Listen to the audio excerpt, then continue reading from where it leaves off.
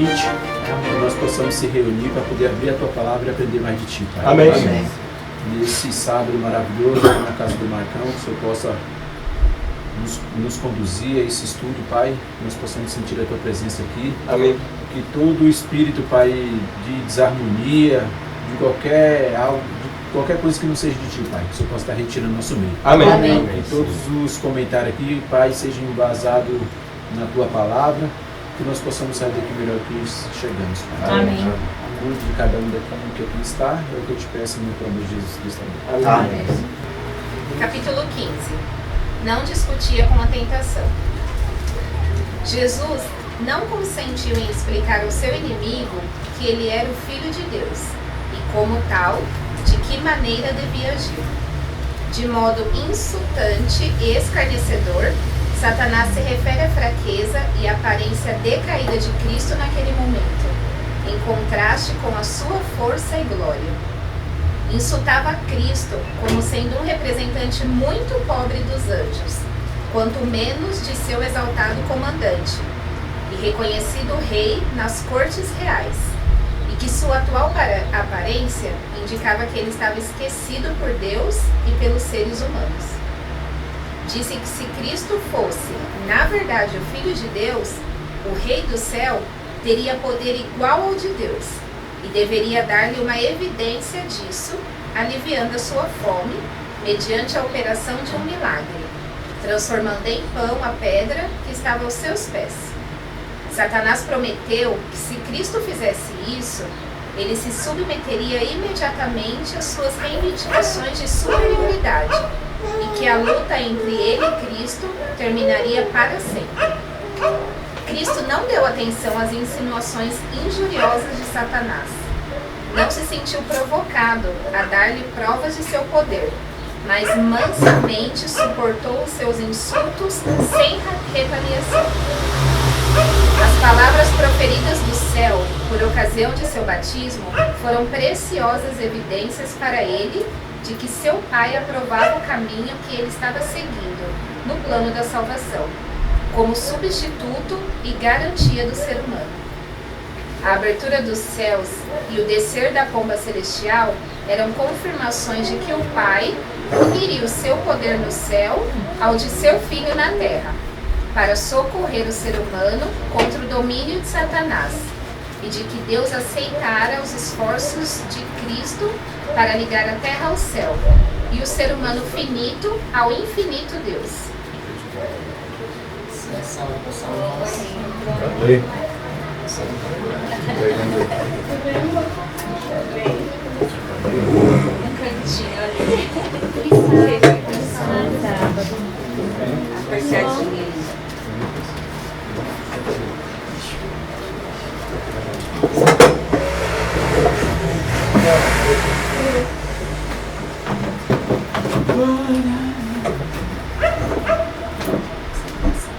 Estamos no capítulo 15, tá, irmãos? Terceiro parágrafo.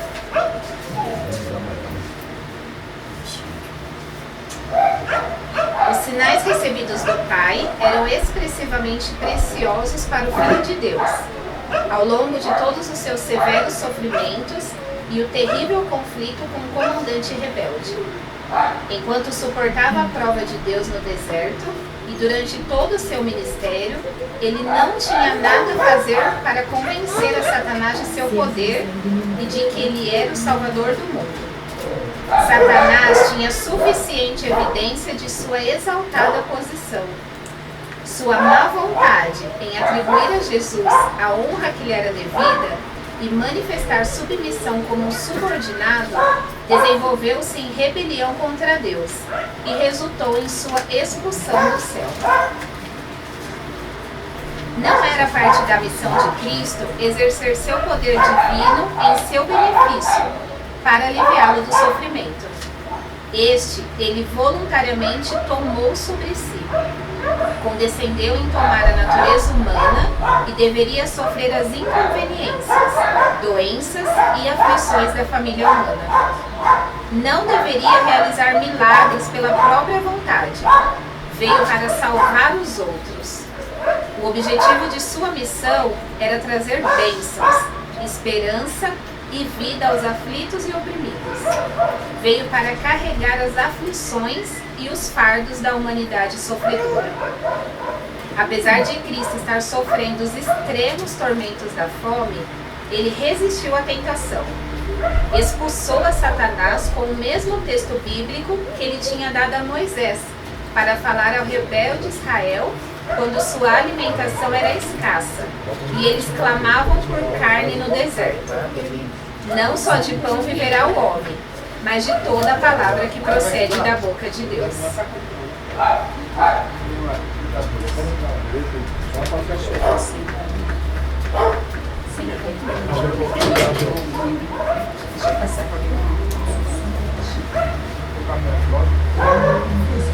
Continuando.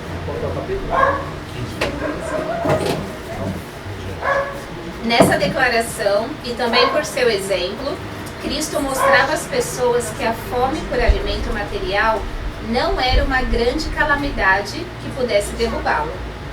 Satanás insinuou aos nossos primeiros pais que comer do fruto que Deus proibira iria trazer-lhes grandes vantagens e os tornaria seguros contra a morte, exatamente o oposto do que Deus lhe havia declarado. Mas da árvore do conhecimento do bem e do mal não comerás, porque no dia em que dela comeres, certamente morrerás. Gênesis 2,17.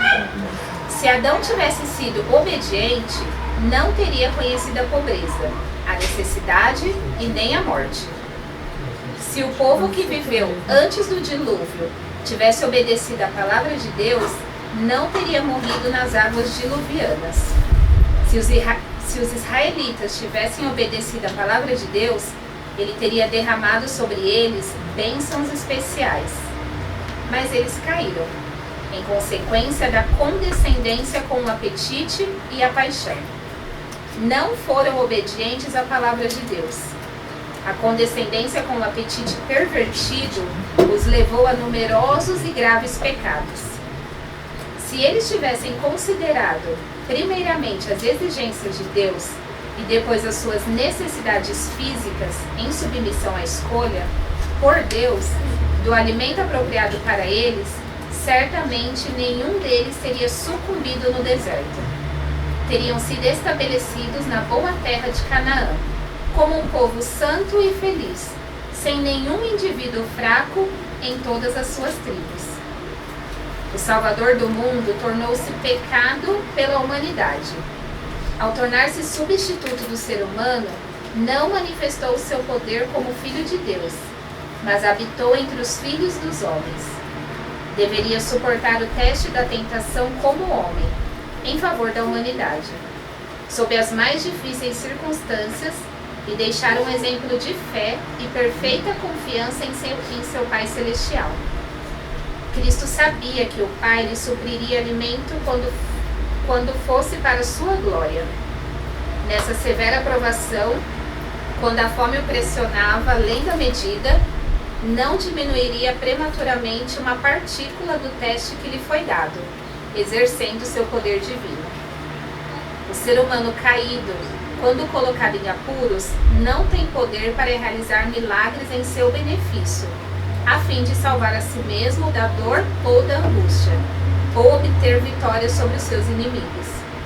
Era propósito de Deus testar e provar a humanidade e dar-lhe a oportunidade de desenvolver o caráter, levando-a frequentemente a situações de prova, para testar sua fé e confiança em seu amor e poder. A vida de Cristo era de uma conduta perfeita. Estava sempre ensinando as pessoas, por sua palavra e exemplo, que elas deveriam depender de Deus e que nele deveriam depositar sua fé e firme confiança. Cristo sabia que Satanás é mentiroso desde o princípio e que requeria muito domínio próprio ouvir as propostas desse enganador insultante, sem repreendê-lo imediatamente por causa de sua audaciosa presunção. Satanás estava na expectativa de que o Filho de Deus, em extrema fraqueza e agonia mental, iria lhe dar uma oportunidade para obter vantagem sobre ele, provocando-o a envolver-se em um conflito com ele. propôs-se a corromper as palavras de Cristo e contar vantagem, buscando o auxílio dos anjos caídos, a fim de usar todo o seu poder para prevalecer contra ele e dominá-lo. O Salvador do mundo não tinha conflito com Satanás, já expulso do céu, porque não mais merecia ficar lá. Aquele que influenciou os anjos de Deus contra o seu supremo governante e contra o seu filho, o amado comandante, e atraiu a atenção deles para si mesmo, era capaz de qualquer engano.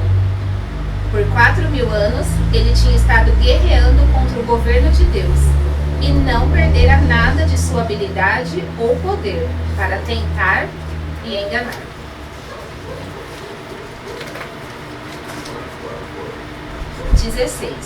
Vitória por meio de Cristo. Sendo que o ser humano caído não podia vencer a Satanás pela própria força, Cristo veio das cortes reais do céu para ajudá-lo com sua força humana e divina combinadas. Cristo sabia que Adão no Éden, com suas vantagens superiores, poderia ter enfrentado as tentações de Satanás e tê-lo vencido. Também sabia que não era possível ao ser humano, fora do Éden, separado da luz e do amor de Deus desde a queda, resistir às tentações de Satanás pela própria força. Para trazer a esperança ao ser humano e salvá-lo da completa ruína, ele se humilhou a ponto de assumir a natureza humana, combinando seu poder divino com o humano, a fim de que pudesse alcançar a humanidade. Ele obteve para os caídos filhos e filhas de Adão a força que por si mesmo é impossível obter, mas em seu nome poderiam vencer as tentações de Satanás.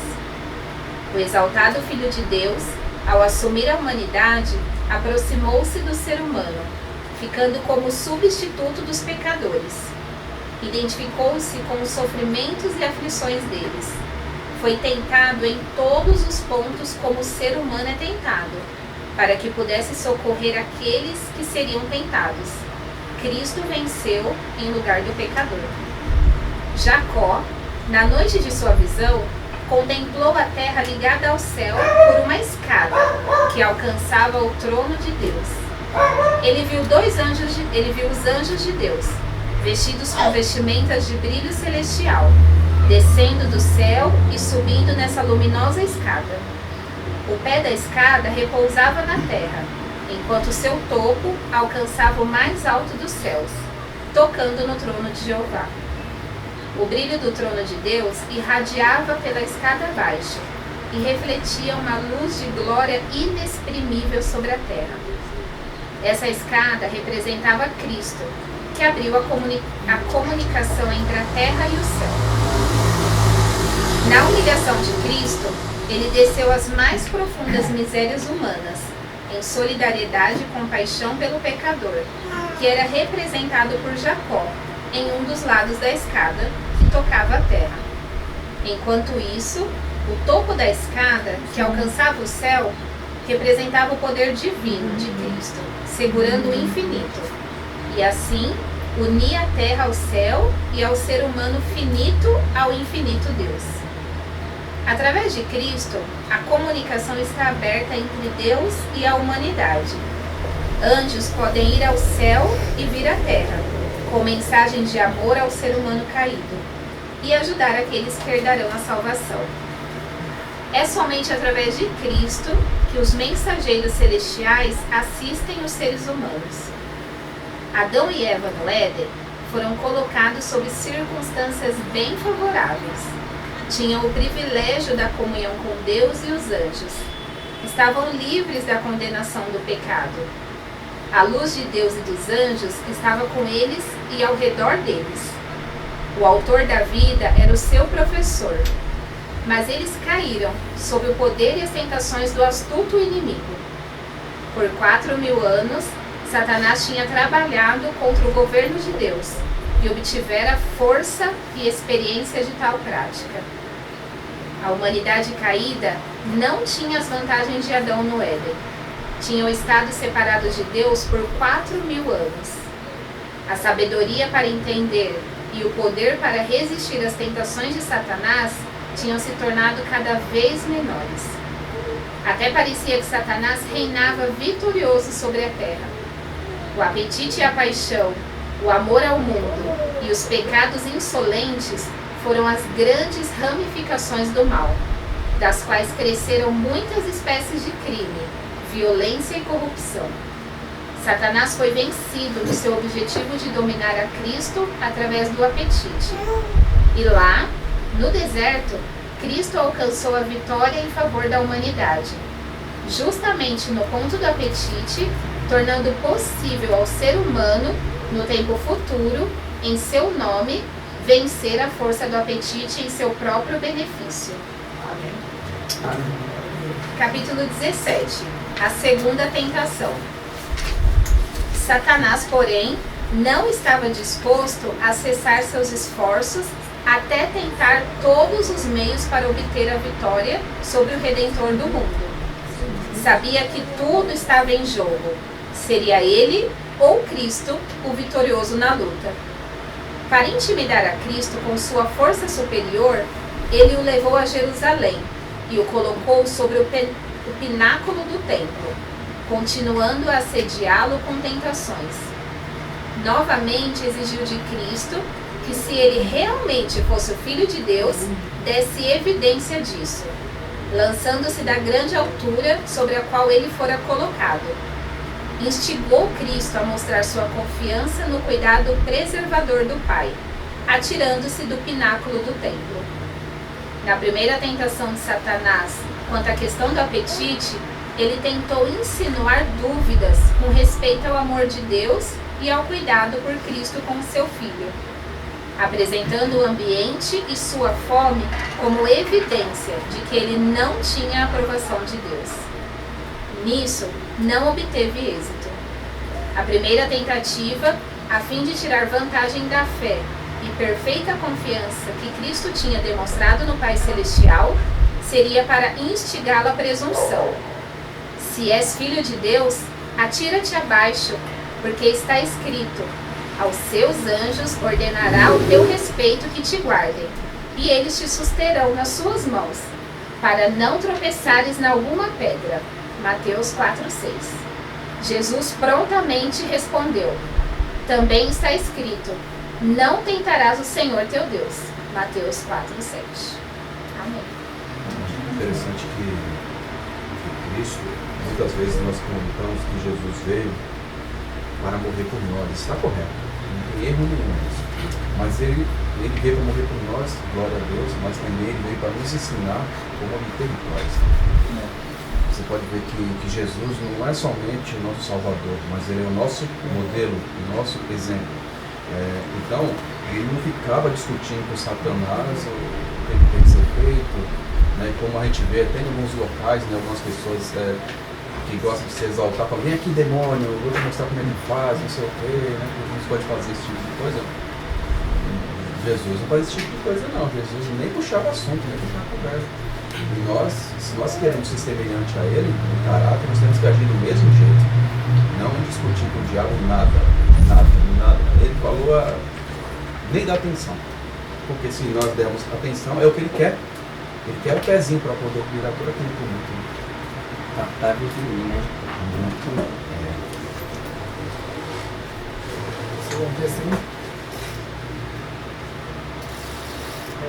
Uma coisa que eu achei interessante, a gente acho que comentou na vez anterior, falando quanto a questão das lembranças, né, de Cristo, né? De Cristo ele não tinha as lembranças do céu, né? Ele nasceu e tal, com seu irmão, as irmãs humanas, que se formou, seu caráter e tal. Então, ele deixou seus atributos divinos lá. E aí, através desse texto aqui, e outros atrás que a gente leu,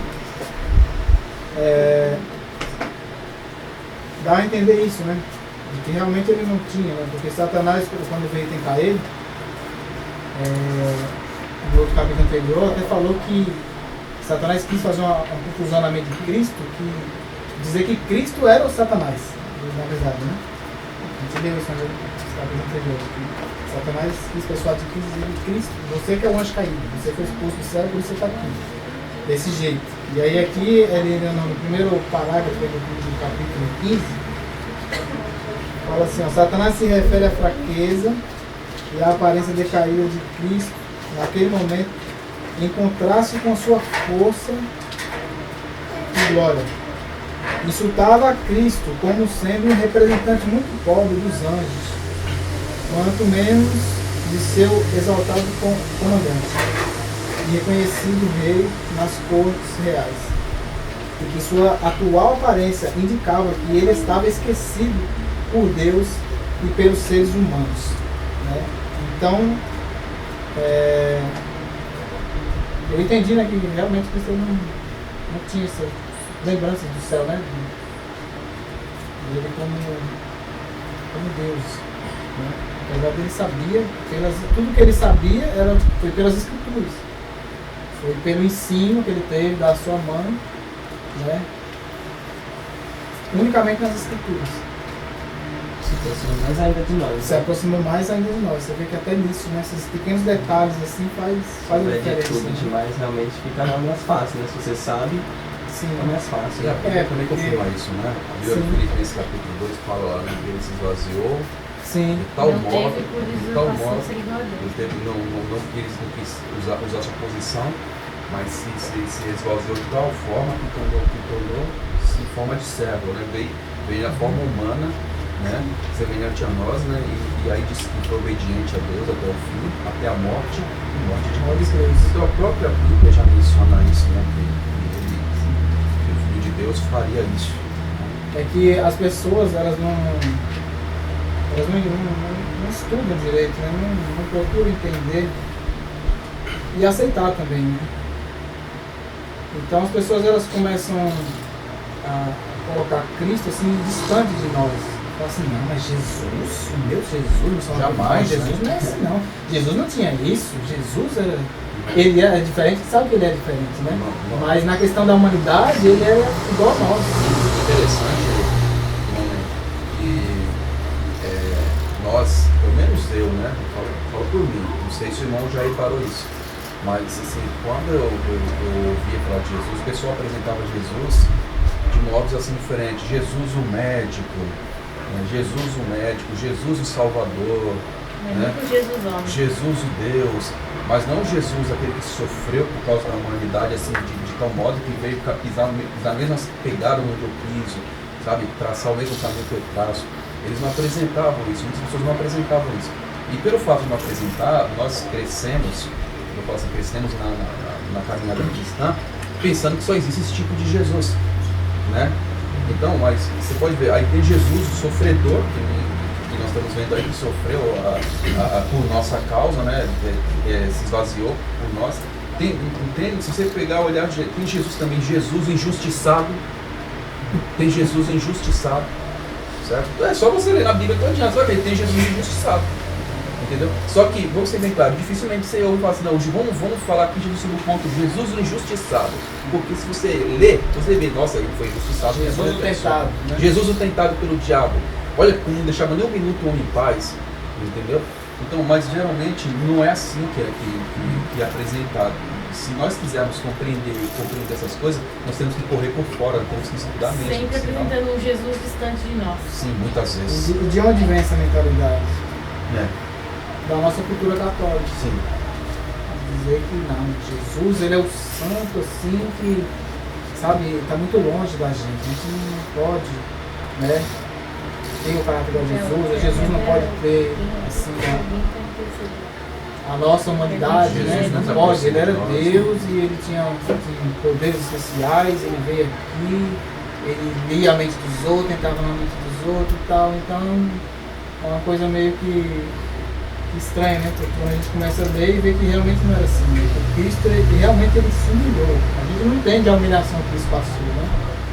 Porque quando a gente põe Jesus nesse patamar, a gente está pondo Jesus como alguém que veio aqui e apenas fingisse uma coisa que ele não era, entendeu? E não é isso que Cristo veio. Cristo realmente veio passar aflição, ele veio como homem, né? Ele veio sofrer por nós. E então, por isso que a Bíblia sempre fala que ele sabe o que é ser tentado, né? Então ele nos entende. Por quê? Porque ele também foi tentado na questão da sua humanidade, né? Embora a sua divindade estava lá dentro guardada, né? Isso é muito interessante. Quando eu medito nisso, eu fico assim, impressionado na humildade de Jesus e no amor dele, sabe? E realmente a gente vê nesses pequenos detalhes que o amor dele é infinito, né? Por nós, né? A gente tem passa a questão. admirar mais Jesus. Sim. Então, por isso que eu passei mais a admirar Jesus, amar mais Jesus, né? Porque quando você tem esse outro raciocínio de que Jesus é diferente, Jesus é, sabe, tipo, pegar superpoderes, Jesus fez coisas que nós não podemos fazer, aí a gente fica distante, né? A gente fica, sei lá, Tipo assim, alguém que eu posso contar, mas que na verdade não me compreende tanto porque não passou o que eu passei. É, exatamente isso. É um Jesus fraco, um Jesus formiga com cara de leão, né? A gente vê aí nossos irmãos aí, né? Evangélico, nos cultos a gente ouve mais o nome do inimigo do que o nome de Cristo, né? Se você for analisar. Só que no meio do Adventismo é um pouco diferente, a gente não incita tanto o nome dele, mas a gente é um foco um pouco diferente, né? Jesus Cristo teve poder para abrir o mar vermelho? Sim. Jesus Cristo tem poder para livrar nós do nosso pecado? Não. Aí já é demais. Então, não tem tanto poder. Então, nas nossas atitudes, muitas vezes, a gente prova por A e B que Satanás é mais poderoso do que Cristo.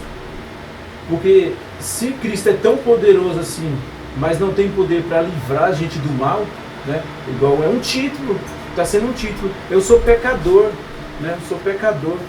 Né? Então, quem vai me livrar se eu sou um pecador? Né? Então nós temos que entender que Jesus Cristo não é uma formiga com cara de leão. Né? Jesus Cristo ele tem poder para abrir o mar vermelho, para tirar água da rocha. É o mesmo Jesus hoje, o mesmo que fez isso. Né? Então ele tem poder para poder livrar a gente do pecado. Oswaldo, só uma coisa interessante, usando essa linha de raciocínio sua aqui, se o pessoal, se muitas pessoas, né, que diz cristão, continuar com essa linha de raciocínio, então aquela oração, a oração modelo que o Senhor Jesus Cristo ensinou para a humanidade, que até hoje perdura, não vale de nada. Porque ela começa com o Pai Nosso que estás no céu, santificado seja o teu nome. Venha o teu reino, né, sobre a nossa vida, seja feita a tua vontade, assim na terra como no céu. O pão nosso de cada dia nos dai hoje, né, perdoa nossas dívidas e nós perdoamos nossos devedores, né. Não nos deixes cair em tentação. Já está pedindo o quê? Ajuda, né? Ajuda para ele. Está falando que nós temos, Jesus falando que eu tenho que pedir ajuda. Eu tenho que pedir ajuda para quem pode me ajudar. Não nos deixe cair em tentação, mas livra-nos do mal. E o mal que assola a humanidade é o quê? É o pecado, é a presença do pecado na minha vida, né, me perturbando, o poder do pecado na minha vida. Então está falando o seguinte, que Jesus pede que as minhas orações sejam assim, né? Não é repetir essas palavras exatamente, mas o termo é a oração modelo, né? Mostrando quais são os pontos essenciais na minha oração. Eu não tenho que falar, a Deus, me dá um carro novo, me dá uma casa nova, não sei o quê, não. Em vez de estar pedindo para me dar o pão, me dar um coração perdoador, né? E tirar de mim, desviar dos meus olhos a tentação e me livrar do mal. Esses os objetivos principais ali da oração. E se Jesus fala que eu tenho que pedir isso ao Pai, é porque é possível, né? Porque se ele não falasse para pedir, por que eu vou pedir? Não tinha lógica. É isso que eu estou querendo dizer. Às vezes nós falhamos porque nós não estudamos a palavra de Deus e a nossa fé se torna muito, mas muito pequena mesmo, se é que é fé. Você consegue ser fiel? Sim. Consegue? Guarda os mandamentos? Não. Não é poder falar para minha esposa, eu te amo, mas eu não consigo parar de te trair. Como é isso? Essa questão de ver Deus humilde, Cristo humilde, e mais próximo da gente, a gente acaba ganhando força para isso, né? Para a gente agir e fazer a nossa parte, né? A parte humana, né? A pequena parte humana. que é o mínimo. Pra gente, às vezes a gente bota como se fosse uma montanha gigante. Mas é a mínima parte, porque Deus é que ele faz poderoso, ele prometeu ainda para dar poder, a gente nem faz sozinho ainda. Então quando a gente vê Deus humilde, dá mais vontade de você deixar aquele pecado que se chama, às vezes a gente chama de pecadinho, né? Pecadinho, mas segura, deixa pra amanhã. Aqui é ficar tirando um pecadinho por dia. Igual eu vi hoje na igreja lá, não, irmão, eu comecei a deixar, primeiro eu falei carne de boi, depois eu falei carne de porco, depois de boi, depois de frango. Eu falei, menino, cara, foi difícil deixar logo uma vez só, né, a coisa, a gente acaba, só quando a gente vê Deus assim humilde, a gente vê que qualquer carne, qualquer alimentação, isso não é nada, qualquer sacrifício que a gente passa é pequeno, como Paulo estava sendo perseguido, estava chamando de pequeno, né, ao tempo. Então essas coisas que a gente vive também é pequeno demais até. Isso torna até uma loucura a gente pensar o contrário. Eu não sei que livro que está, mas tem uma citação da irmã White que fala que quando a gente chegar no céu, a gente vai olhar para trás, né? Falar, quando a gente chegar no céu, a gente vai olhar para trás e falar, nossa, como foi fácil chegar aqui, né? Posso olhar um texto aqui, não? Pode? Eu acho que eu li o texto agora. Quem falou que é? Deixa eu ler. Desculpa, querido, leia. Não, um texto aqui e... Qual é a página? A gente está cansado, no 16. No final do parágrafo, que está aqui 46 no quadradinho, começa assim, coisa altar do Filho de Deus. Tá.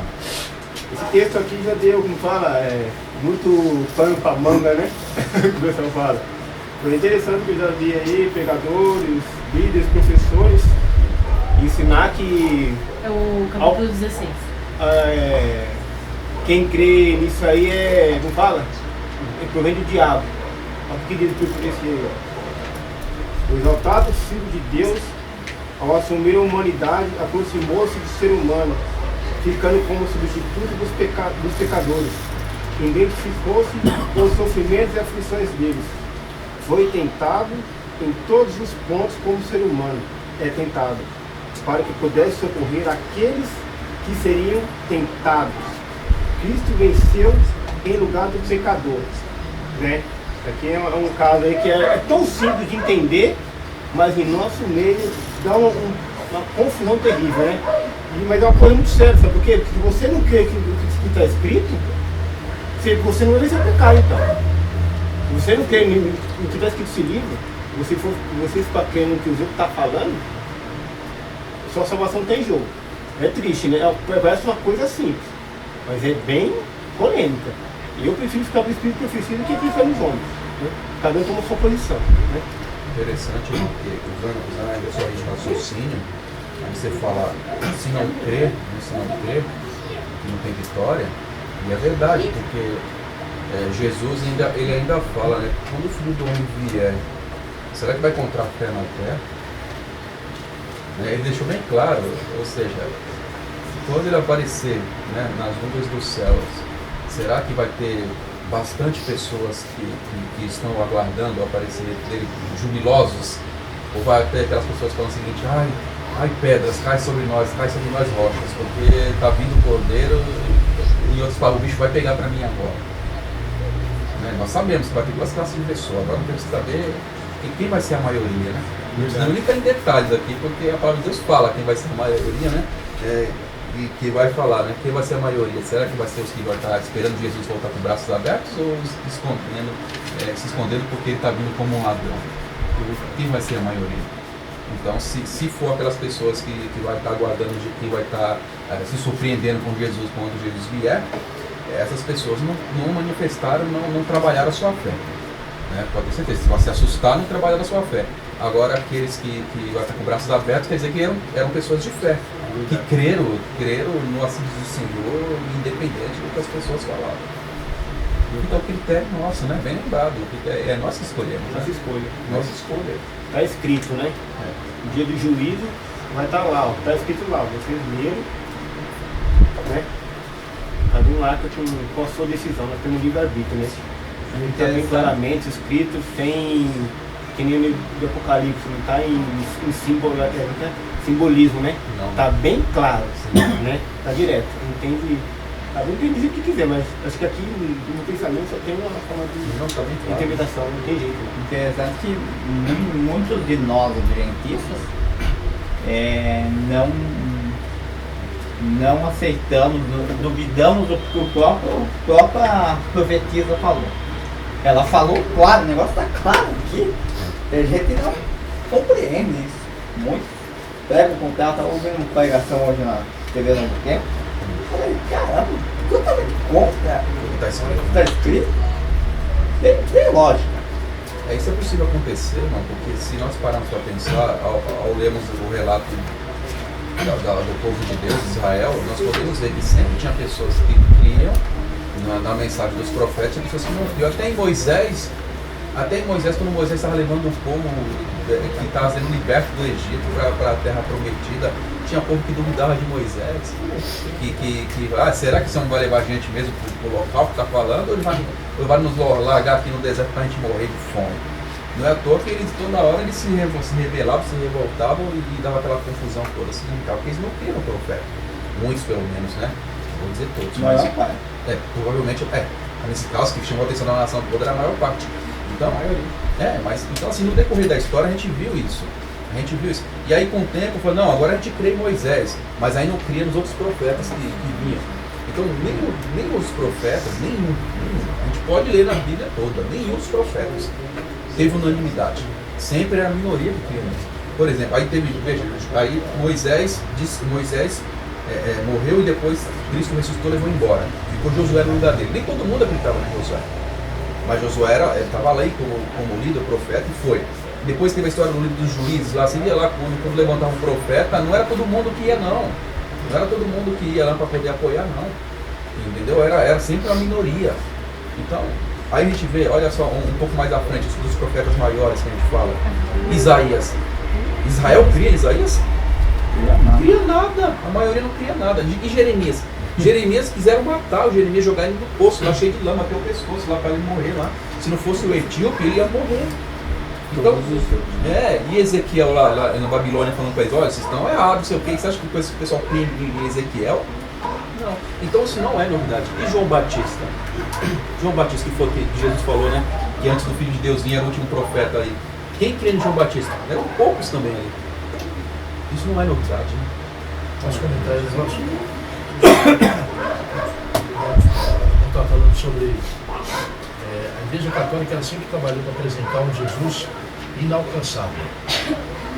Sempre foi plano.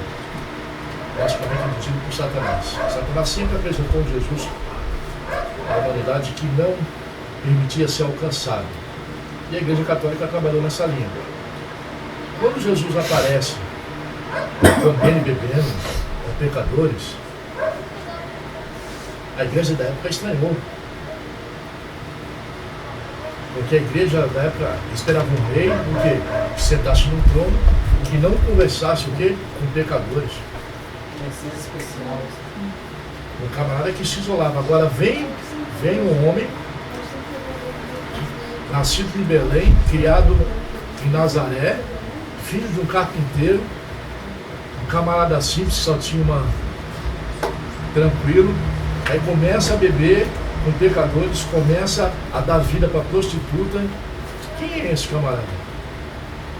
É confuso. Imagine Jesus chegando aqui no nosso meio. Ia trazer uma grande confusão no nosso meio, porque nós temos uma imagem de Jesus totalmente distorcida das coisas. E o Jesus que aparece na Bíblia, o quê?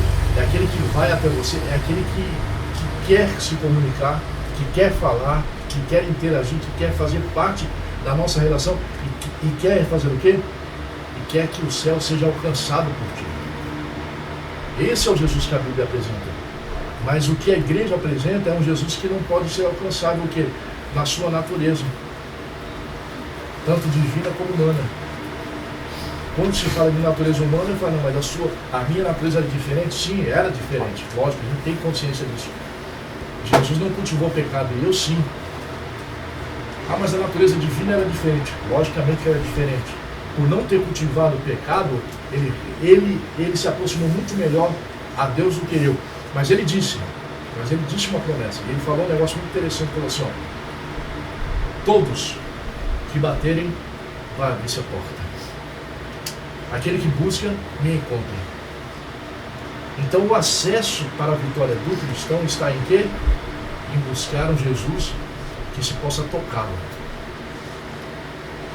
Mas muitas das vezes a gente mesmo faz um Jesus intocável.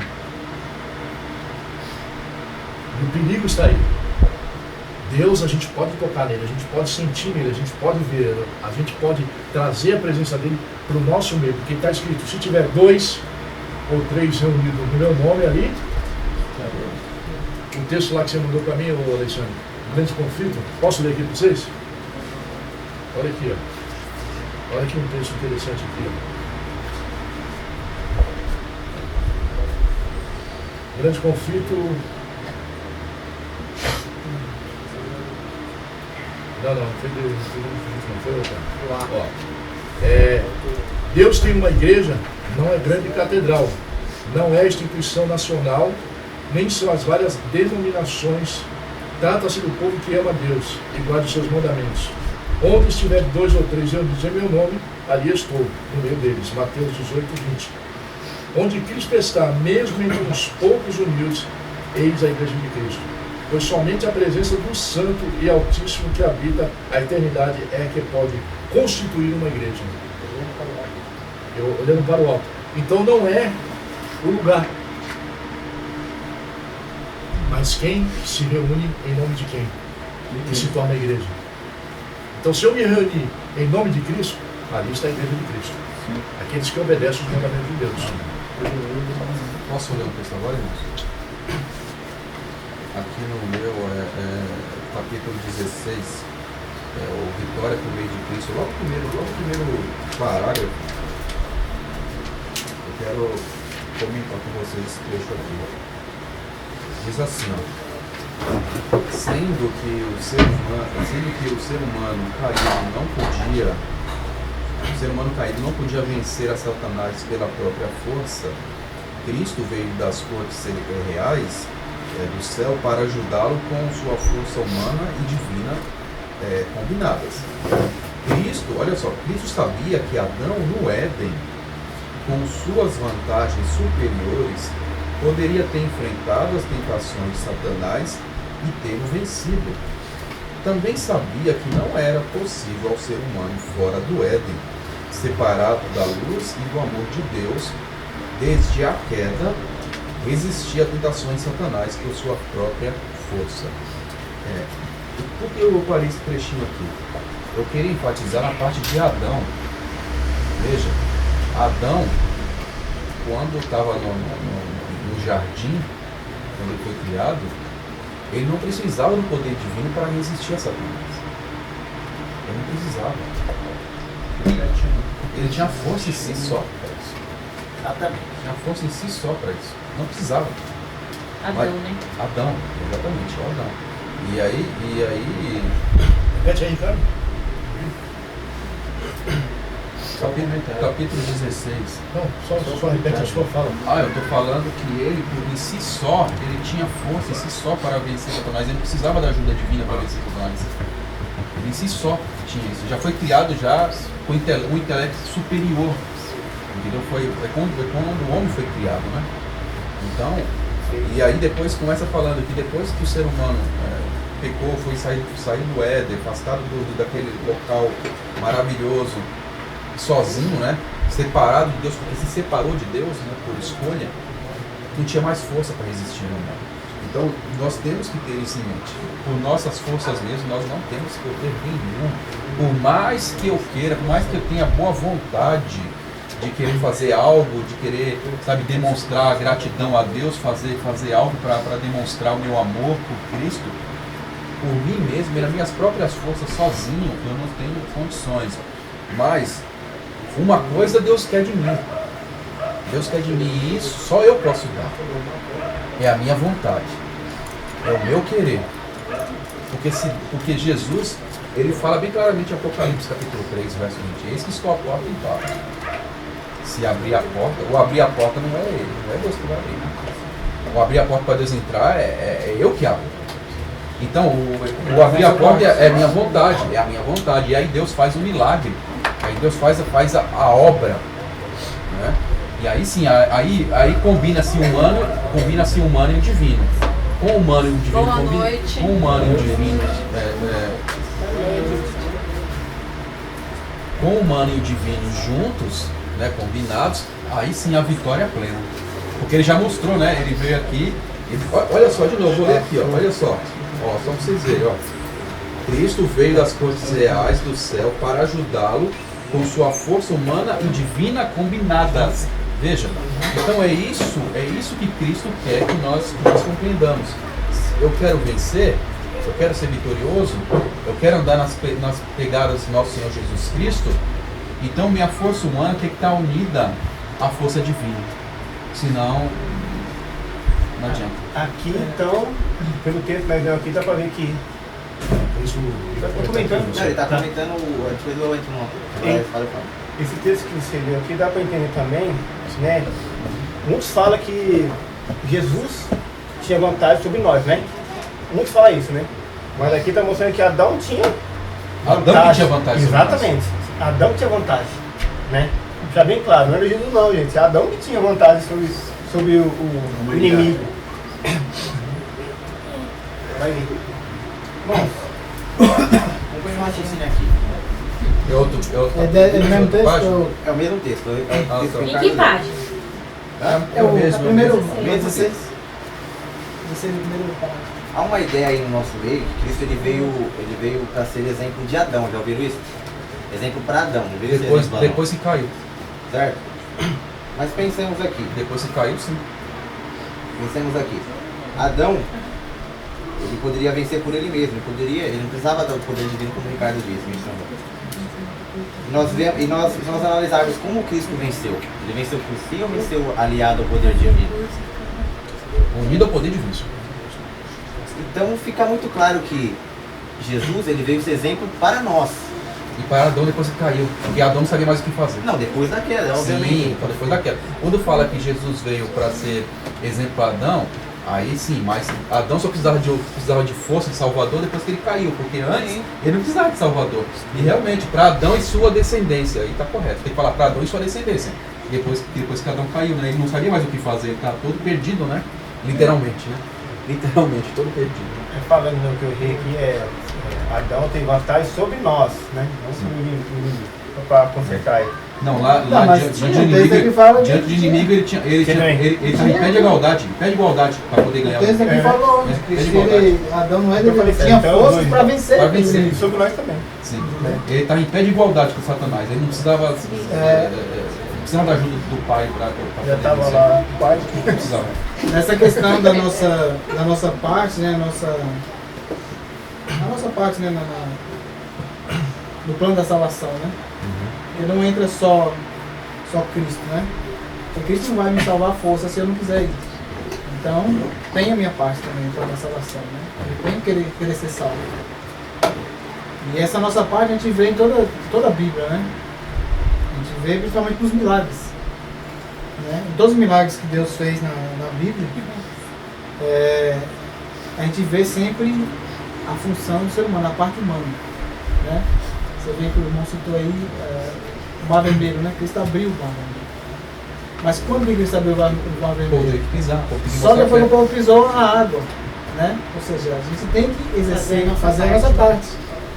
Deus não vai Tirar a pedra. Exatamente, tirar a pedra. Né? E tantos outros exemplos, né? O paralítico, Deus falou assim, levanta e anda. Você acha que ele estava com as pernas todas tortas ali? Você acha que as pernas dele esticou, ficou boa e depois ele levantou? Não, as pernas estavam todas tortas. Ele teve que Então Deus falou assim, levanta e anda, ele esticou a perna foi. Né? Então a gente tem que fazer a nossa parte, né? É muito essencial. Se a gente não faz a nossa parte, aí a gente não tem fé, né? A fé, ela tem que ter uma obra. Né? Sim. Quando Posso não ler o tem obra, texto? não tem parte, não tem fé. Posso ler o texto aqui? Não, qual página que é? O 15, Capítulo 15, qual página? lá no finalzinho do segundo parágrafo primeiro. Está Gênesis 2,17. Se Adão tivesse. Fala o seguinte, ó, se Adão tivesse sido obediente, não teria conhecido a pobreza, a necessidade, nem a morte. Se o povo que viveu antes do dilúvio tivesse obedecido a palavra de Deus, não teria morrido nas águas diluvianas. Se os israelitas tivessem obedecido a palavra de Deus, ele teria derramado sobre eles bênçãos especiais, né? Você vê aqui contando a história de três povos, aqui, três situações. Só que uma coisa só é o X da questão, né? E é o que é para nós hoje, que é a obediência, né? Quando Cristo voltar, do mesmo jeito que vai ficar dois povos, né?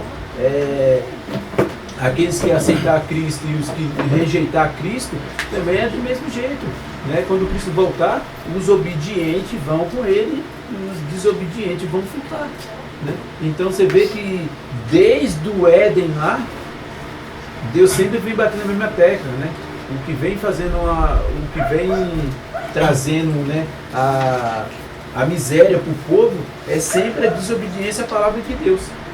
Então, que nós possamos realmente um desses pontos está na continuação do texto, né? Separa os bens especiais. E aí continua dizendo: mas eles caíram em consequência da condescendência com apetite e paixão. Não foram obedientes à palavra de Deus. A condescendência com apetite pervertido os levou a numerosos graves pecados. Então, o que levava o povo a cometer esses terríveis pecados que eles cometeram? A condescendência com apetite, né? Você vê que está sempre, né? Está sempre ligado, não tem como. Interessante. Uma coisa leva a outra. A gente é o que come mesmo. A gente realmente é o que come. Duas coisas. A gente tem lido, né, aqui, tudo, eu vejo que a gente é duas coisas, o que vê e o que come. Contemplação e alimentação. Interessante aqui, irmão, que aqui, diz assim, ó, se o povo que viveu antes do dilúvio tivesse obedecido a palavra de Deus, para quê? Que veio, né? Ó, tivesse obedecido a palavra de Deus. Vamos colocar aí, não sei se posso falar dessa forma, em cada época a palavra de Deus foi aumentando, não foi? Um profeta veio com mensagem, o outro veio já acompanhando uma mensagem com outra, até chegou o nosso dia hoje. Para nós hoje, o que é a palavra de Deus, os adventistas? Eles permaneceram. Exatamente. Até enfatizando, ó, não teria morrido nas águas diluvianas, né? Vamos por isso aqui. Chegando no final que você falou aí, ó, não foram obedientes à palavra de Deus, a concedência com apetite pervertido levou a numerosos graus pecar. Isso pode ser aplicar nós. Hoje nós temos qual livro que fala sobre isso? Tem vários. Então, Mas se você for obediente, Deus vai derramar suas bênçãos. Aqui está falando que se você fosse obediente, Deus vai derramar bênçãos para esse povo. Para nós é a mesma coisa. Irmão Laércio, vamos ser bem claro, né? A obediência está relacionada ao conhecimento. Né? Porque se eu só desobedeço ao que eu sei. Exatamente. Que eu sei que eu não devo fazer. Porque se eu não tenho conhecimento, como é que eu sabe? Como é que é desobediência se eu não tenho conhecimento? Entendeu? Você não sabe que aquilo é errado. Como é que eu obedecer? Como é que eu obedecer se eu não sei nada? Agora, então aqui está condicionado algo que foi falado inúmeras vezes, foi ensinado qual é o procedimento correto, como deve agir, e mostrando por que tem que agir assim. E mostrando o que acontece se agir mal, porque Deus não é como muitas vezes alguns pais que falam assim. Aí o filho chega no pai, o pai fala assim: filho, não é para fazer isso. Aí ele fala assim: mas por que, pai? Porque sim, porque eu quero. Não, Deus não é assim. Deus não fala porque sim, porque eu quero. Ele mostra por quê. Ele fala: vai acontecer isso. Vai acontecer isso, se você fizer, vai acontecer isso. Então ele deixa bem claro, o caminho. Mas ele fala: olha, mas se você fazer isso, vai acontecer. Se você fizer o errado, vai ter consequências ruins. Se você fizer o que eu estou te falando que é o certo, vai ter bênçãos, vai ter consequências boas. Está na tua mão. Está na tua mão. Né? Moisés fala, né, o caminho da morte, né, e da vida. E Moisés ainda fala, usado por Deus, né? Escolha da vida para que vivas. Ele nem insiste, olha, eu estou aconselhando, escolha da vida para que vivas. É a mesma coisa. Então, quando a gente fala de obediência, está condicionado a algo, a um conhecimento. Exatamente. A um conhecimento. E uma luz dada também, viu, irmão? Sim, a luz dada. É uma luz dada e rejeitada, né? Sim, é isso mesmo. Aí rejeitei, aí eu tô no caminho, estou desobedecendo. Exatamente. Eu dava luz ali pro povo. Mas o que está acontecendo? Muitas pessoas falam assim: ah, não, então eu não vou ficar lendo muitas profecias, lendo essas coisas, porque aí eu vou saber, aí eu vou ter compromisso. Aí agora eu vou ter que fazer, vou ter que cumprir, porque senão a minha consciência vai pesar. Então as pessoas estão, não precisa me envolver, não quero saber. É que nem um filho chegar assim, o pai fala assim, olha, daqui a pouco eu tenho que conversar com vocês sobre uma coisa que vocês não podem fazer. Aí ele fala assim, ixi, não quero nem chegar perto do meu pai. Vai que ele fala alguma coisa que eu gosto. O que você vai fazer? Então você está sabendo que vai ter uma coisa que você não quer saber, né? Que você gosta de fazer, então você é culpado. Pronto, porque está rejeitando já, ele está rejeitando o conhecimento. O que a pessoa não percebe é isso. É, rejeitando. A negligência também é outro pecado. Se você tem a oportunidade de saber uma coisa, cumprir, fazer a vontade de Deus, mas você negligencia, você não quer por sua própria vontade, É porque você já sabe. A própria palavra de Deus diz que você vai ser julgado como soubesse. Ô, irmão, Então é melhor ler, é melhor saber. E você fala E se uma coisa, esforçar. irmão. Isso aconteceu uma vez, sabe? Eu era garoto ainda, na igreja, aí eu lembro que eu ia dar estudo bíblico, né? Com a irmãzinha. Aí, ia eu, a minha esposa, na época eu não era casado com ela. E uma outra irmã. Aí nós íamos lá dar estudo. Aí eu tava falando que eu tinha comprado Testemunhos para a Igreja, volume 4 na época, né? E eu tinha lido. E falava lá de relacionamentos e tal, né? Eu falei, nossa, que coisa. Eu falei, nossa, o que será que vai falar? Será que vai falar uma coisa? Eu pensei comigo, será que vai falar uma coisa contra mim? Né? Aí eu contando pra ela, ela falou, mesmo? E aí? Eu falei, aí que eu li mesmo. Eu falei, é que eu vou ler mesmo. Porque se eu não ler, vai que depois eu sou pego de surpresa, né? Eu falei. Aí ela pegou e falou assim, eu nem leio, eu não quero, vai que falar uma coisa. Eu falei assim, mas se você não lê, é pior, porque você está rejeitando. A pessoa falou isso, sabe? Eu nem vou ler. Então, mas hoje, infelizmente, essa pessoa não está mais no caminho, né? Não está mais seguindo a Jesus Cristo, né? Ou seja, Satanás se aproveitou Quem sabe, se ela tivesse lido, talvez ela estava hoje. Né? Se aproveitou desse tipo de pensamento que ela estava alimentando, né? Fez virar uma coisa monstruosa e ela perdeu a fé. Né?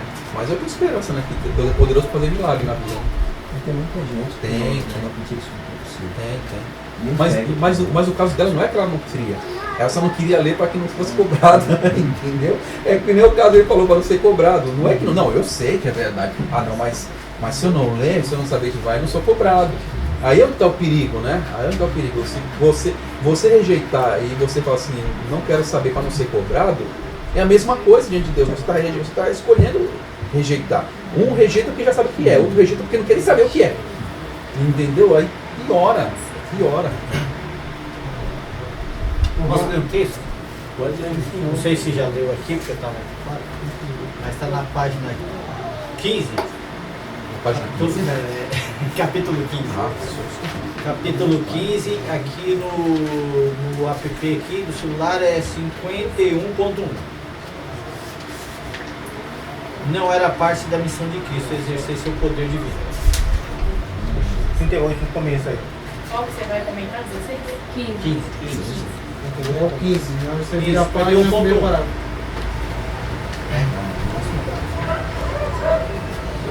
Qual é o parágrafo aí? Não era parte. É o primeiro parágrafo da página 38. Não era parte da missão de Cristo. Ah, tá, vai. Então aqui eu achei interessante algumas coisas aqui. Vem assim, ó. Primeiramente, né? Não era parte da missão de Cristo exercer seu poder divino em seu próprio benefício, para aliviá-lo do sofrimento. Depois fala, ele voluntariamente tomou sobre si. Condescendeu em tomar a natureza humana. Deveria sofrer as inconveniências, doenças e aflições da família humana. Uma das coisas aqui interessantes que eu achei é o seguinte, a natureza humana que Cristo tomou aqui, que muitos advogam de ser a natureza de Adão antes do pecado, né? Aqui vem mostrando o seguinte, se ele tomou a natureza de Adão antes do pecado, aqui no texto está falando que ele tomou a natureza humana. Aí, por esse texto dá para a gente saber que ele tomou a natureza humana depois do pecado. Por quê? Porque aqui vem falando aqui Consequência do pecado. porque a natureza de Adão antes não tinha degenerescências e nem doenças e nem nada. Então aqui falou, ó, condescendeu em tomar a natureza humana e deveria sofrer as inconveniências, doenças e aflições da família humana. Então aqui mostra que ele tomou a natureza de Adão depois. Porque depois que veio as doenças, as aflições... É pecado. Porque antes, Adão tinha doença? Não. Então, Antes Adão tinha algum sofrimento? Não. Antes não, tudo era prazer. Perfeito. A Mas a natureza questão- de Adão antigamente era qual? Ele não tinha doença, ele não tinha aflições, ele não tinha... Então aqui vem mostrando aqui, Jesus condescendeu em tomar a natureza humana, e aqui vem mostrando que natureza humana é essa. É aquela depois que veio o pecado, né? Que mostra que deveria sofrer inconveniências Bem claro, e né? doenças e aflições da família humana. Então ele toma a natureza da família humana. mas aí Ele está falando de Adão, está falando da família humana, a humanidade. a questão, irmão, é que eles alegam que, não, eles concordam com isso. Eles falam assim, não, Jesus veio com a natureza de Adão depois do pecado, mas no aspecto físico. Eles vão dizer que é no aspecto físico, entendeu? Que Jesus aceitou a lei da hereditariedade no aspecto físico, porque ele sentia fome, sentia sede, ficava doente. Tem essa mentalidade mesmo. Entendeu? De certa forma, isso é verdade. Entendeu? Mas existem outros textos onde Ellen White fala que no aspecto espiritual e moral. Aí ela diz que ele assumiu a natureza caída no aspecto moral. Aí por isso ele tem uma base. Só ler um negócio aqui que vai. Mas assim, irmão, Já ó, leram aí já. só de vir na natureza pecaminosa já aflige também o espiritual. Da minha visão.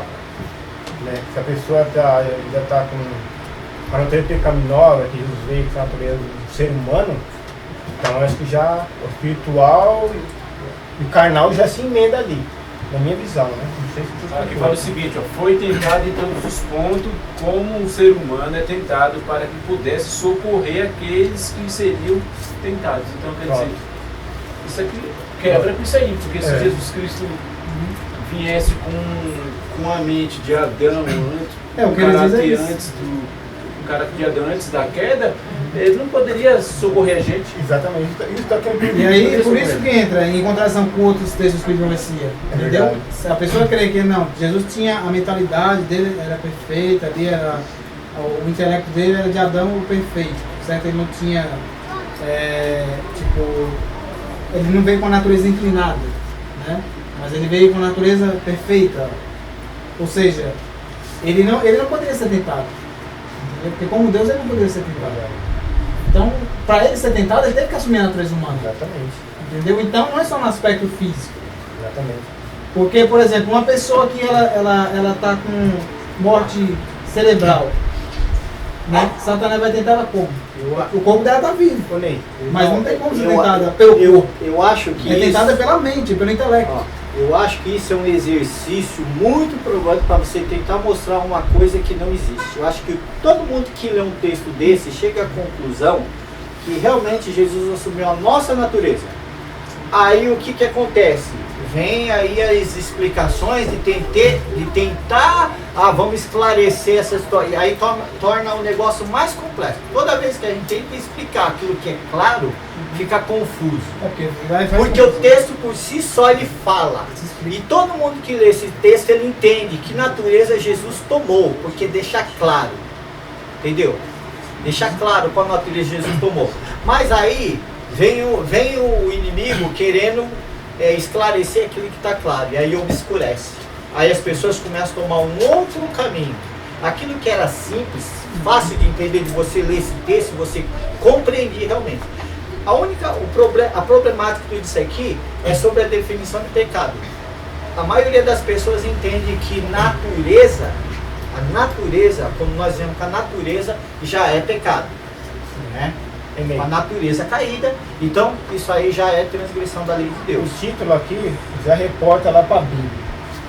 Quando fala no deserto da tentação, o que Jesus passou lá? Antes de chegar no deserto, o que Jesus fez? Ele se preparou, orou. Para que ele orou então? Se ele já é que nem Adão, muito fácil, aquele pensamento, ele orou para que então?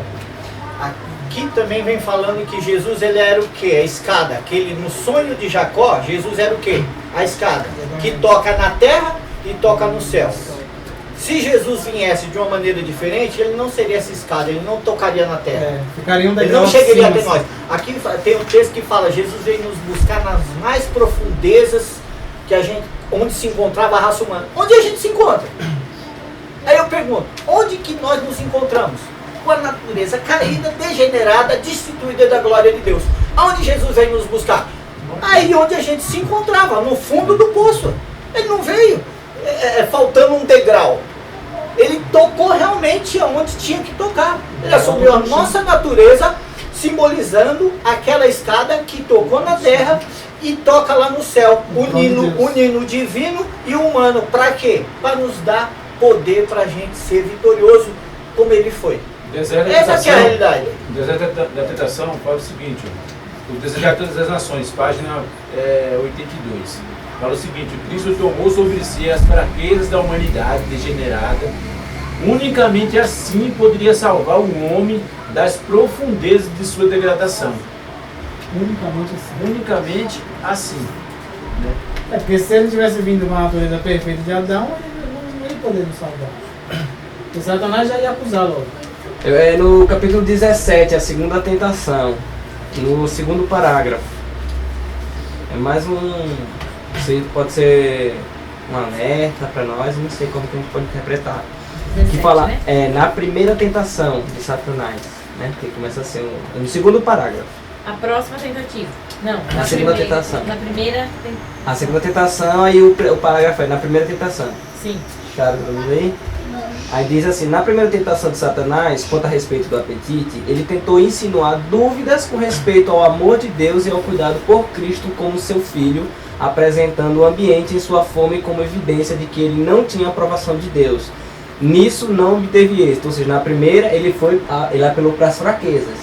E na segunda, aí a próxima tentativa, a fim de tirar vantagem da fé e perfeita confiança que Cristo tinha demonstrado no Pai Celestial, seria para instigá-lo à presunção.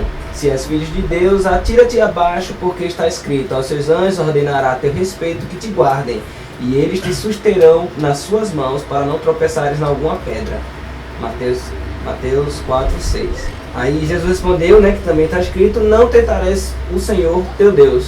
Na primeira, ele usou a fraqueza, né? A fome, ele usa a fraqueza. Aí ele tem uma coisa que eu vejo muito, que eu sou muito, acabo sendo tendencioso para cair nisso. Normalmente quem estuda. Aí é quando Satanás ele usa a parte boa. Você não sabe e tal. E a presunção. Você achar que... E muitas vezes a gente mesmo é o nosso próprio inimigo. Porque a gente fala, o irmão lá não aceita o negócio, o irmão lá não aceita mais você. Se você for parar para se analisar, você acaba esquecendo dessa trave que você tem no olho. Que não é possível que você aceitou tudo e já vive tudo. Que bênção que é. Você deve estar sendo perseguido, já deveria estar sendo morto. Porque no dia que a gente aceitar tudo, mesmo a gente estiver vendo tudo, essa pequena perseguiçãozinha que rolou, isso foi só uma pequena aceitação, uma pequena vida, um pequeno exemplo que o Senhor deu. Porque se for grande mesmo, perfeito santo, vai ser grande, as fogueiras vão se acender mesmo, e vai ser literal isso. Então é uma coisa que eu vejo muito em mim isso. Muitas vezes quando eu estou numa semana mal, eu me jogo aos pés de Cristo e de um dia mal, o outro dia é o melhor dia. Porque eu faço tudo bonitinho e eu oro muito, e eu choro, e eu tremo. Mas quando eu passo uma semana toda boa, estudo tudo, é danado para eu ter um dia ruim. Porque eu fiquei tão cheio de informação e de luz, que eu acabo sendo meu próprio inimigo. Isso é uma coisa pra gente refletir um pouco, sobre a gente ter luz e seguir muito da luz. Que a gente pode acabar sendo nosso próprio inimigo. E se o inimigo tentar a gente, eu não sei, só por Cristo mesmo. Mas é só isso que eu queria expor mesmo dentro de nós, um perigo nosso mesmo. Quanto mais eu estou próximo, assim, muitas vezes eu fico uma semana bem, que eu aparentemente ia lá, pequeno, não fiz nada, cumpri com os compromissos, como diz na escola sabatina lá, danado para eu ser presunçoso, aí eu caio nessa presunção. Ah, Deus, ó, eu, ó. Tô bem. Aí você acaba olhando, eu pelo menos, infelizmente, acaba às vezes olhando, ó, os irmãos, não segue, aí eu acabo caindo na presunção, como se eu fosse. E aí por isso que é diário, por isso que é diário. Você levanta para vencer. Você não levanta porque venceu. Você levanta para vencer de novo. Todo dia na vida, você acordou, opa, preciso vencer hoje. Esquecer lá atrás o que você venceu. Sim. Tem que seguir. Gradativamente. Porque no dia que você se levantar e falar assim, olha, tá tudo bem. Aí você cai na onda de Davi. No tempo que era para a guerra, Salomão. ele foi no palácio. Aí você se arrebenta. No dia que nós, como servos de Deus, olharmos para nós mesmos e ver que está tudo bom, estamos todos errados. E essa é a segunda tentação, né? Que Esse pecado era muito grato também, por causa da presunção. Porque a gente acaba meio que acomodando, né? Achando que, não, o que eu estou fazendo é suficiente. Entendeu? Então eu tô bem, tô tranquilo. Por isso que tem um capítulo Grave e só falando perigoso, disso. É perigoso, isso é caso de morte, né? Porque enquanto a gente estiver nessa terra, a gente sempre vai ter algo para vencer. A gente sempre vai estar em luta constante contra o próprio eu, né? A abnegação. Foi a vida de Cristo. A vida de Cristo foi essa, desde o nascimento até a morte. Ele viveu uma vida de abnegação, ele negou a si mesmo. Entendeu? E nós não temos essa vida, né? Vai ter um tempo assim, viver aqui na terra, eu vou falar assim, não, eu cansei tudo, estou tranquilo aqui. Isso não existe aqui, né? A santificação ela vai continuar até quando a gente vai no céu. Vai ter muita coisa para a gente estudar, descobrir e crescer mais na graça e no conhecimento, né? A diferença é que lá a gente não vai ter a nossa natureza inclinada que vai ficar, né? Ali nos tentando, né? A cair, né? Então essa inclinação não vamos ter, mas vamos ter que continuar sim. E mais uma vez você vê a humildade de Cristo, né? Porque ele tinha tudo para ser, ele é o próprio Rei dos Reis, Senhor dos Senhores. E ele mesmo assim foi humilde em não querer tentar Deus, né? Não querer ficar tentando Deus, achar que era mesmo de fato. Porque cada vez que você se aproxima de Deus, mais você sente necessidade de se aproximar e você vê o quanto que Deus é e o nada que você é, né? Então, se eu me achego a Deus naquele dia ali, né, e cumpro os meus deveres e ficou... Então, para falar a verdade para os irmãos, eu creio que nem se aproximar de Deus não se aproximou. Acho que ficou só no superficial. Porque se realmente se aproximar de Deus, você vê o quanto que você necessita de se aproximar mais dele, e né, para que ele cresça e você sempre diminua. Tem um vídeo que eu gosto de ver, sempre metido nesse vídeo, é um vídeo que mostra o espaço, né? Ele mostra o nosso planeta, aí vai mostrando os planetas maiores, aí mostra o Sol, aí mostra uma estrela lá que é maior do que o Sol, aí depois mostra outra que é maior do que o... E vai indo até que chega a nossa galáxia. Aí mostra a nossa galáxia. Tem milhares de planetas e estrelas dentro da nossa galáxia. Aí depois da nossa galáxia, aí tem mais outra galáxia, que é maior do que a nossa, que tem mais outra galáxia, e que dentro dessa outra galáxia tem milhões de galáxias. E dentro dessa outra galáxia tem mais outros milhões e vai indo ver que não tem fim, né? Então você vê nisso aí onde nós estamos e onde Deus está, né? Quem é Deus e quem é nós, né? Então quanto mais a gente se aproxima de Deus, mais é tipo esse vídeo. Você se sente menor ainda, né? Como se fosse a Terra e Deus é todas as galáxias que existem nesse mundo. Se você não consegue ter a comparação, né? Porque se a gente for botar em número e cálculos isso aí, misericórdia, infinitamente. A gente não existe. Então, é tipo isso, né? Entendeu? A gente sempre se sente um nada, né? Quando está perto de Deus, né? Por mais que a gente esteja ali fazendo toda a sua vontade, né? Seja dentro da sua Deus e tudo. Então a gente nunca vai se sentir digno de nada, né? A gente sempre vai se sentir um miserável. Amém, que assim seja. Nossa, capítulo. Manda bala aí, cadê? Pecado da presunção, é exatamente sobre isso que a gente estava falando. Né? Eu acho que vai aprofundar mais e nos responder mais. Tá falando 18, 19, pequenininho. 18, 19.